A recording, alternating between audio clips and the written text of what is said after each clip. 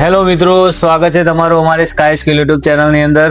મિત્રો, આગળના વિડીયોમાં એક્સેલ ની અંદર આપણે શીખી ગયા હતા કે એક્સેલ ની અંદર ફોર્મ્યુલા મેનુ ની અંદર આપણે શું જોયું તો ટેક્સ ની ફોર્મ્યુલા જોઈ લીધી. એના પછી આપણે જોવાની છે આજે ડેટ એન્ડ ટાઈમ ની ફોર્મ્યુલા, જેની અંદર ડેટ એન્ડ ટાઈમ લાવવાનું. એના પછી એના ઉપરથી આપણે વારનું નામ કઈ રીતે લાવવું, જો કે આપણે ટેક્સ ની ફોર્મ્યુલામાં જોયું છે, પણ હવે એના વિશે જાણવા માટે મારી સાથે જોડાયેલા રહો.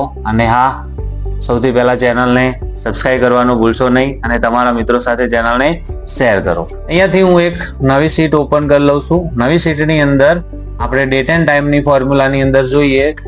અહીંયા સૌથી પહેલા તો હું ઇક્વલ ટુ નાવ ફોર્મ્યુલા કરી દઉં, bracket start, bracket close and enter આપીશું.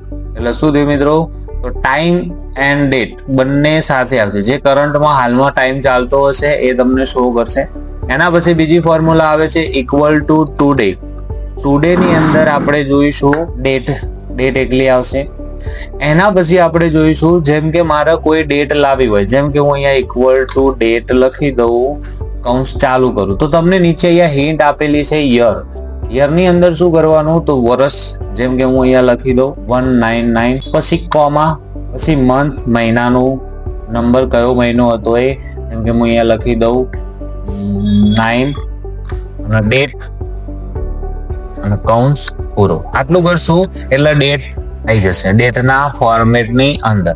જો કે આપણે આ ડેટ આપણે જાતે પણ લખી શકીએ છીએ, પણ ડેટનું ફોર્મ્યુલા આપેલી છે એટલે આપણે ડેટના ફોર્મ્યુલાથી લખીશું. હવે આ ડેટની અંદરથી મારો મંથ અલગ પાડવો હોય, યર અલગ પાડવું હોય અને ડેટ અલગ પાડવી હોય, તો અહીંયાથી હું લખી દઉં જેમ કે ડે, મંથ અને યર.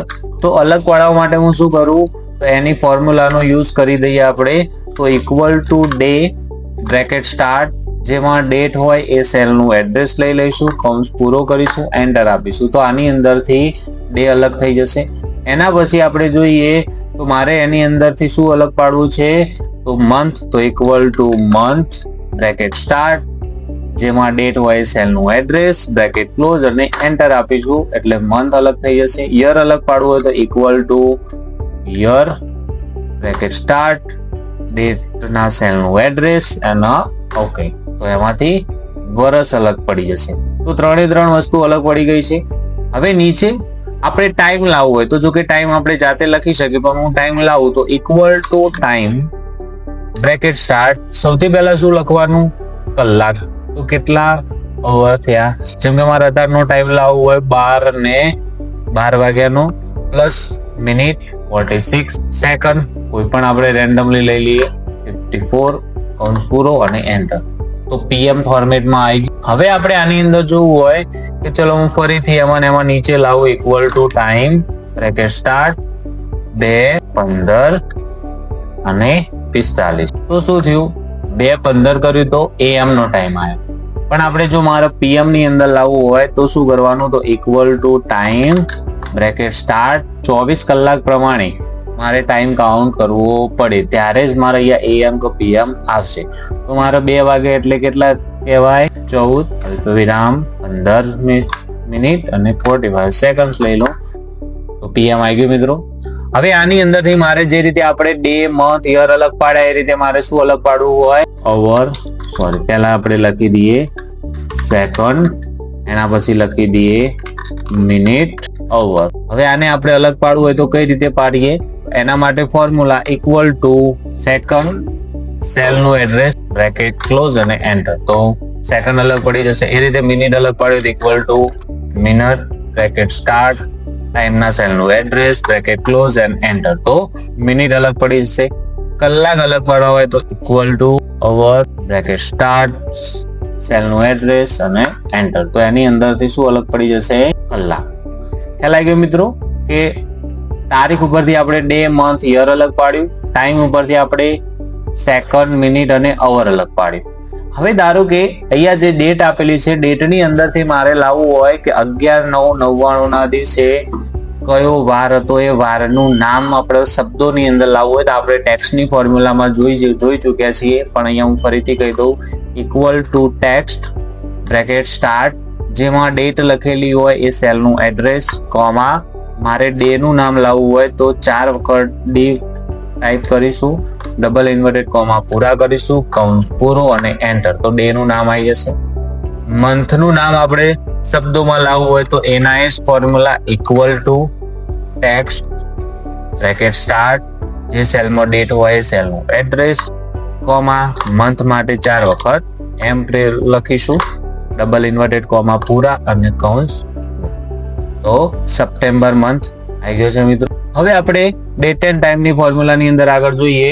ડેટ એન્ડ ટાઈમ ની ફોર્મ્યુલા ની અંદર આપણે આગળ જોઈએ તો ડેટ એન્ડ ટાઈમ ની ફોર્મ્યુલામાં આપણે મોટા ભાગની જે રેગ્યુલર યુઝ થાય ફોર્મ્યુલા આપણે જોઈ ચૂક્યા છીએ, પણ એક ફોર્મ્યુલા હું અહીંયા તમને કહી દઉં. જેમ કે મારા જોડે આ ડેટ આપેલી છે, ડેટ ઉપરથી મારે અહીંયા જોવું હોય તો હું અહીંયા આ મંથ ની ડેટ લખી દઉં અને અહીંયા હું એક ફોર્મ્યુલા યુઝ કરું દઉં equal to weekday bracket start, date ના સેલ નો એડ્રેસ બ્રેકેટ ક્લોઝ અને એન્ટર. તો શું થયું મિત્રો, તો અહીંયા 4 નંબર આવ્યો. હવે ધારો કે હું અહીંયા 24 ની જગ્યાએ 25 નંબર કરી દઉં તો 5 આવે છે. અહીંયા હું 22 કરી દઉં તો 2 આવે છે. અહીંયા હું 20 કરી દઉં ડેટ ની અંદર તો પાછો 7 આવે છે. તો આ શું બતાવે છે, તો આ એ બતાવે છે કે વીક ડે ની ફોર્મ્યુલા ની અંદર નંબર જ આવે, પણ કયો નંબર આવે, તો અહીંયા જે તારીખ આપેલી હોય એ તારીખનો વારની અંદર 7 દિવસમાંથી કયા નંબરનો વાર છે એ વારનો નંબર આવશે. ઓકે મિત્રો, હવે હું તમને એક બીજી ફોર્મ્યુલા બતાવવા જઈ રહ્યો છું કે તમારા જોડે બધાની ડેટ્સ લખેલી હોય, જેમ કે આપણે 2-4 ડેટ્સ ના ડેટ ઓફ બર્થ ના ફોર્મેટ લખી દઈએ.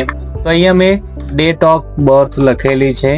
હવે આપણે શું કરીએ, આને આપણે ડેટ કેટલા વર્ષ થયા એ મારે શોધવું હોય કે ડેટ ઉપરથી મારે નંબર ઓફ યર્સ શોધવા હોય કેટલા યર્સ થયા. તો એના માટે આપણે શું કરીશું, એના માટે આપણે એક ફોર્મ્યુલાનો યુઝ કરીશું, જેના માટે આપણે ઇક્વલ ટુ લખીશું ટ્રંક, એના પછી બ્રેકેટ સ્ટાર્ટ કરીશું, એની અંદર યર ફ્રેશ ફોર્મ્યુલા યુઝ કરીશું, જેની અંદર બ્રેકેટ કરીશું સ્ટાર્ટ ડેટ. સ્ટાર્ટ ડેટ એટલે કઈ, તો ડેટ ઓફ બર્થ ના સેલ નું એડ્રેસ, તો કયું આવશે C70 લઈ લીધું. પછી કોમા આપીશું ડેટ ઓફ બર્થ થી લઈને આજના દિવસ સુધી, તો એના માટે આજનો દિવસ લાવવા માટે આપણે આગળ ફોર્મ્યુલા શીખી ગયા કઈ, ટુડે. તો અહીંયા આપણે શું લખીશું ઇક્વલ ટુ ટુડે નહીં, ઇક્વલ ટુ નહીં આવે પણ ટુડે ડાયરેક્ટ લખીશું, કારણ કે ઇક્વલ ટુ આપણે ઓલરેડી આગળ લખેલું છે. Equal to today bracket comma અને અહીંયા આપણે 1 લખી દઈશું, કોમા બંધ કરી દઈશું અને ફરીથી બીજો કૌંસ પણ બંધ કરી દઈશું અને એન્ટર આપીશું. તો તમે અહીંયા એજ કેલ્ક્યુલેટ થઈને આવી જશે. હું નીચે બધાની ટ્રેક કરી લઈએ એટલે દરેકની એજ કેલ્ક્યુલેટ થઈને આવી જશે. ઓકે મિત્રો, હું આશા રાખું છું કે તમને મારા ડેટ એન્ડ ટાઈમના ફોર્મ્યુલાની અંદર ખ્યાલ આવી જ ગયો હશે. આવી જ નવી ફોર્મ્યુલાઓ જાણવા માટે અમારી ચેનલને સબસ્ક્રાઇબ કરો અને તમારા મિત્રો સાથે પણ શેર કરો. અને હા, મળીએ આપણે નેક્સ્ટ વિડીયોની અંદર, જેમાં લુકઅપ વિશે આપણે શીખવા જઈ રહ્યા છીએ.